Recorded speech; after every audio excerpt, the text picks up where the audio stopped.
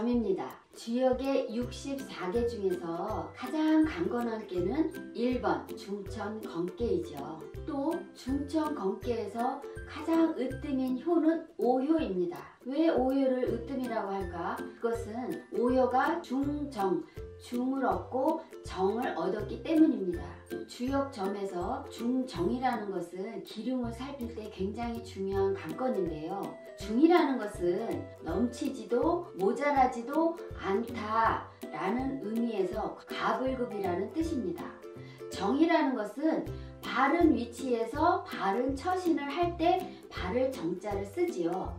그래서 중정은 동양 철학에서 지향하는 바르게 너무 넘치지도 않고 모자라지 않게 중정을 강조하고 있는 이유는 그 까닭입니다. 이번 시간에는 중천건개의 구오효에 대해서 설명하겠습니다. 중천건개의 구오효의 효사를 보면 비룡제천이니 이견대인 하느니라 라고 하였습니다. 용이 하늘로 올랐으니 용이 하늘에 있는 것이죠. 이견대인, 견대인이죠. 대인을 보는 것이 이롭다 이렇게 하는 것입니다. 괴상에서 살펴보면 비라는 것은 날비를 얘기하는데요. 이 또한 삼리화에서 나옵니다. 날아다니는 거, 하늘에 있는 거, 하늘에 걸려있는 태양, 삼리화에 속하는데 이 비자라는 것은 날다, 날아오르다 이런 뜻이 있지 않습니까? 또 그리고 이 화라는 것은 불을 연상시키는데 불이 올라갈 때는 타오르다 라고 얘기를 하는데 그 괴상에서 이 비자가 나온 것입니다. 그래서 비룡하고 제천하니 용이 날아올라서 하늘을 장악한 거죠. 대인을 보면 화계에서 삼리화계에서 대인이라는 말이 나오고 있는 것입니다. 근데 왜 이롭다고 했을까? 하늘에 올라간 용이 혼자서는 이 세상을 다스릴 수가 없는 것이죠. 그래서 대인이 나를 보필해야지만이 이롭다 이런 뜻입니다. 구이효와 구오효는 서로 응하는 관계입니다. 음량으로 응하죠. 그 응하고 있는 관계에서 구이효의 입장에서 보면 구오효는 나를 이끌어 줄 수 있는 대인을 얘기하는 것이고 또 구오효의 입장에서 구이효를 봤을 때는 나를 보필해 줄 수 있는 신하를 의미하는 것입니다. 초구효는 잠룡물룡이라고 하였죠.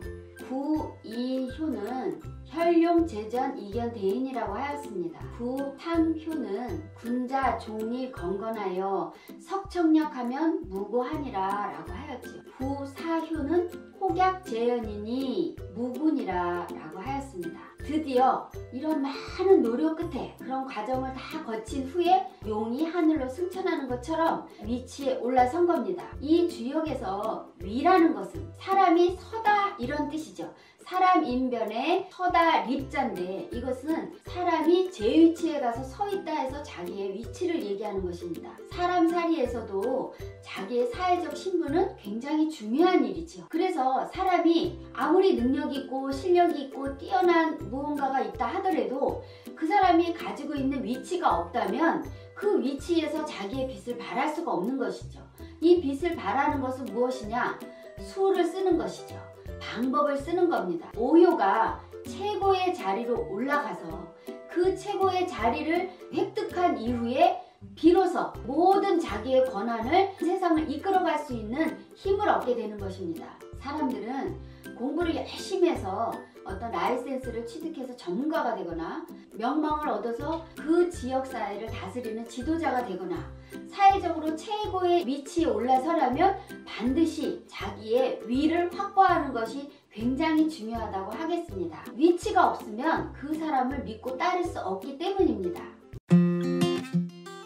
아는 사람인데 출산에 대해서 궁금해해서 전화를 통해서 한 상담인데 제가 신기하게 생각하는 사례입니다. 그분이 전화를 하신 게 5시쯤 됐던 것 같아요. 자기가 늦게 결혼을 해서 진도 좀 어렵게 된 것 같더라고요.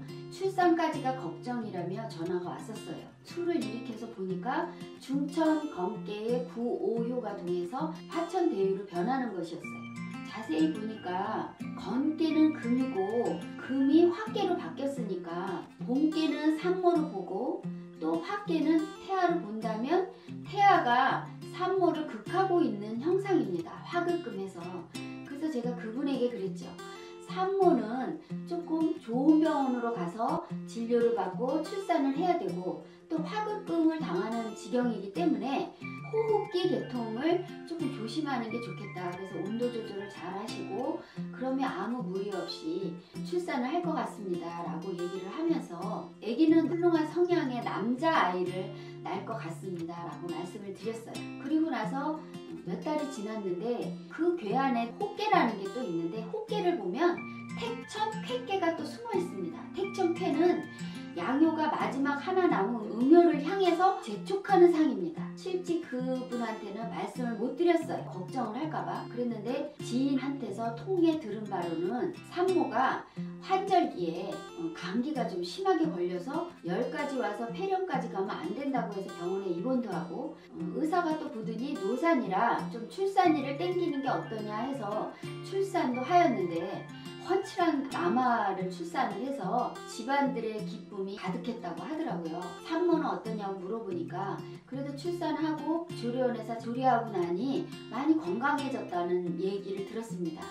그래서 중천건깨가 굳건한 기상이고 화천대유가 온 세상을 비추는 태양 같더라도 이 관매역수에서 얘기하는 오행생극관을 벗어날 수 없구나. 안다고는 하지만 알면서도 이런 일을 닥치는 거 그렇지만 모르고 당하는 것보단 더 나을까 하는 그런 생각을 했습니다.